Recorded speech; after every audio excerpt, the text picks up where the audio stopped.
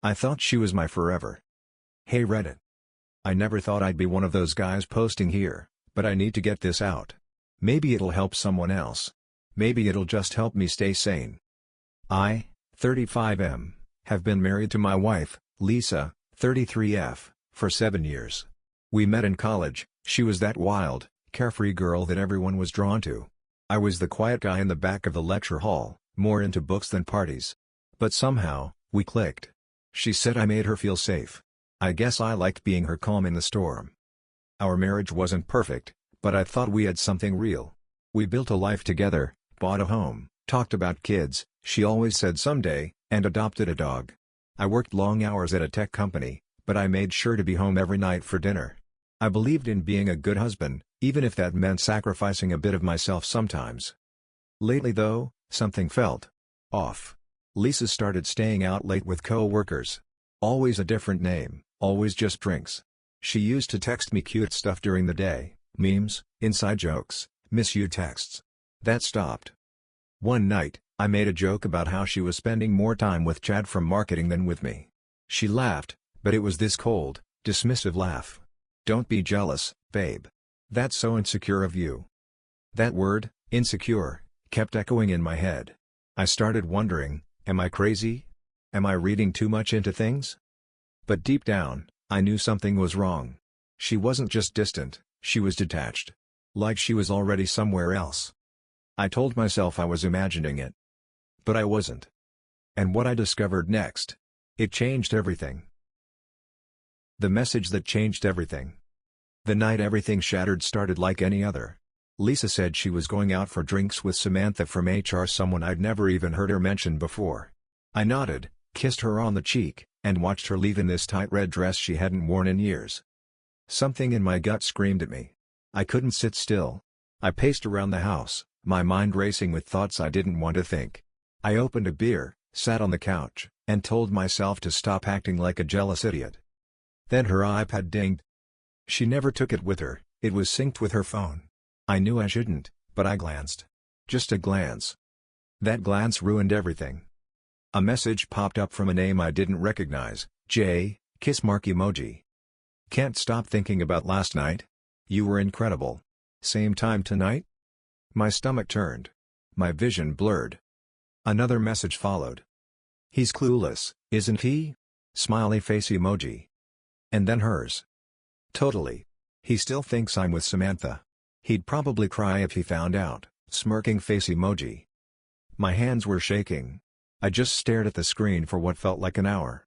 This wasn't a misunderstanding. This wasn't emotional cheating. This was real. She planned it. Lied to me. Mocked me. I started scrolling back through the thread. Photos. Flirty texts. Plans to meet at hotels while I was stuck working late. She even called me boring in one message. Said she felt like a single woman with a roommate. I didn't even feel rage at first. I felt hollow. Like my whole life had been some twisted joke and I was the only one who didn't get the punchline. When I heard the garage door open later that night, I knew I had to confront her. I had no idea what would come out of my mouth. But I wasn't going to let her lie to my face ever again. I know everything, Lisa. She walked in like nothing happened. Tossed her purse on the table, kicked off her heels, and smiled. Hey babe, she said casually, you still up? I was sitting in the dark, the iPad in my lap. Her smile faded the second she saw my face. I didn't yell. I didn't throw anything. I just said the words. I know everything, Lisa. She froze. What are you talking about? I held up the iPad. J, kiss mark emoji, says hi. Boom. Her face turned ghost white. For a second, she tried to play dumb. Who? What is that? Then I opened the messages. Scrolled. Showed her the selfies she sent him. The flirty gifs. The can't wait to sneak away again texts. She went dead silent. Then, like a switch flipped, she snapped. Oh my god, you went through my messages? That's a total invasion of privacy. I couldn't believe it. She was the one caught cheating, and she was trying to flip it on me? You've been sleeping with him for months, I said, my voice trembling. Don't gaslight me. She scoffed. It wasn't months. And I only did it because you're never around. You care more about your job than you do about me. There it was. The classic blame shift. You could have talked to me, I said. "You could have told me you were unhappy." "I tried," she snapped. "But you never listened. So yeah, I found someone who did." For a second, the silence was so loud it hurt. I stood there, heart shattered, looking at the woman I thought I'd grow old with. "I want you out," I finally said. She laughed, like I was joking. "You're not throwing me out of my own house," she said smugly. "Oh, I'm not," I replied. "But you'll wish I had." I had no plan in that moment. But something inside me had snapped too. She broke me. Now, I was going to make her regret it. "You wanted games, Lisa? Let's play." The night she cheated was the night something inside me died, and something else woke up. I wasn't going to scream. I wasn't going to beg. I was going to burn her world down, piece by piece. Lisa still thought she had control. Thought I'd cry, forgive her, and move on like a good little husband. She had no idea what was coming. The next morning, I acted calm. Made her coffee like usual. I even kissed her on the cheek. "You're being mature about this," she said smugly. "Maybe we can fix things." I smiled. But behind the smile, I was already executing my plan. First, I called my lawyer. The house was in my name, I bought it 2 years before we got married. She had no claim to it. He confirmed it. I changed all the locks that afternoon. Second, I went through our shared accounts. I've been the one handling the finances for years. I moved my paychecks into a separate account. Froze the joint one. She wouldn't see a dime from me again. Third, I sent a polite, well-crafted email to her HR department. I didn't accuse her of cheating, just raised concerns about possible inappropriate conduct between Lisa and Jay in the workplace. HR takes that stuff seriously. She came home that night smiling, until her key didn't work. She pounded on the door. "Open the damn door." I opened it just enough to look her in the eye. "You don't live here anymore." "You're insane," she said. "You can't do this." "Oh, but I already did." I handed her a duffel bag with her essentials. Told her the rest would be delivered to her mom's. She tried crying. Tried screaming. Begging. But it was too late. She lit the match. Now she was watching it all burn. She tried to ruin me. I thought kicking her out would be the end of it. I underestimated just how petty Lisa could be. 2 days after I locked her out, I got a text from an unknown number, "Enjoy your little victory. It's not over." Then it started. First, I got a call from my boss. Apparently, an anonymous tip accused me of using company resources to spy on my wife. Total lie. But HR still had to investigate. Embarrassing, sure, but I kept my cool. I showed them proof she was the one cheating. That shut it down fast. Next, I found out she posted on Facebook, our breakup announcement, filled with lies. She painted me as an emotionally abusive, controlling husband who isolated her from her friends and broke her spirit. All her friends rallied behind her. I lost people I thought were ours. But I wasn't done. I kept receipts. Every message. Every photo. Every email she sent Jay while pretending to be out with the girls. I made a private Dropbox link. Labeled it "The Truth About Lisa, for those who actually care." Then I sent it to her entire friend group. Every last one. I didn't say a word. Just let the evidence speak. The fallout? Explosive. 2 of her closest friends blocked her. One even messaged me, "I'm so sorry. I had no idea she was doing this to you." Suddenly, her support system started collapsing. But that wasn't the most satisfying part. That came when she showed up at my door, makeup smeared, eyes wild. "You think you're so clever," she hissed. "But you don't know who you're messing with." I just smiled.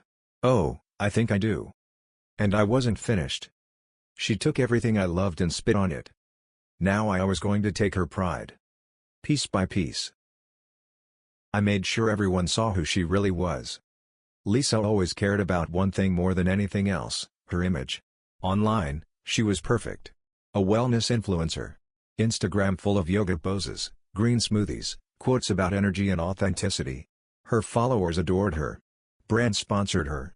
And every photo, every fake, filtered post, was a lie. So I gave her audience the truth. I created a new anonymous Instagram account. I didn't post revenge porn. Nothing illegal. Just screenshots, blurred where needed, of the messages she sent Jay, side by side with her latest live, laugh, love posts. Captioned. Behind the wellness mask, the real Lisa. Within 48 hours, it blew up. Thousands of views. Comments pouring in. Wait. Isn't this the same Lisa who said her husband was toxic? This is disgusting. She played the victim. Unfollowed. Gross. Her sponsorships? Gone.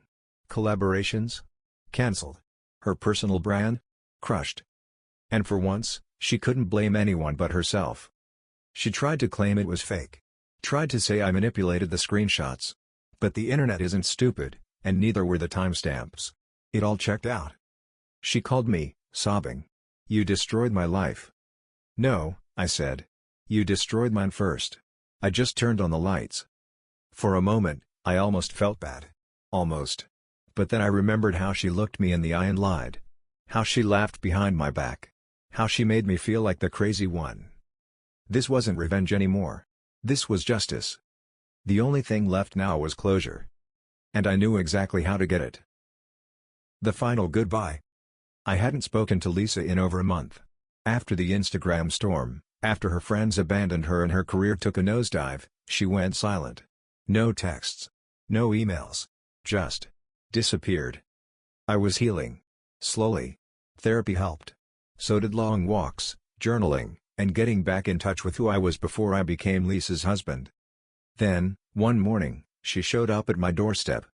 Hair pulled back. No makeup. Dressed like she hadn't slept in days. I just want to talk, she said. Against my better judgment, I let her in. We sat at the kitchen table, same one where she used to laugh, smile, lie. She looked around like she didn't recognize the place anymore. I lost everything, she said quietly. I know I deserve it, but I just want to understand how we got here. I stared at her for a long time. You got here the moment you decided I wasn't enough, I said. The second you thought your lies were smarter than my love. She nodded. I thought you'd always forgive me. You were too kind. Too soft. I smiled. That man is gone. She didn't cry. Not this time. Just sat in the silence of her consequences. Then she pulled out a letter. I signed the divorce papers, she said. No fight. No tricks. Just letting go. I took it. And that was it. The end of a chapter I never thought would end in betrayal. As she walked out, she turned and said, "You really did love me, didn't you?" I didn't answer. Because she already knew. If you made it this far, thank you. If you've ever been lied to, cheated on, or made to feel like you weren't enough, just know, you're not alone. Subscribe for more true style stories like this. Your support means everything, and helps us keep going.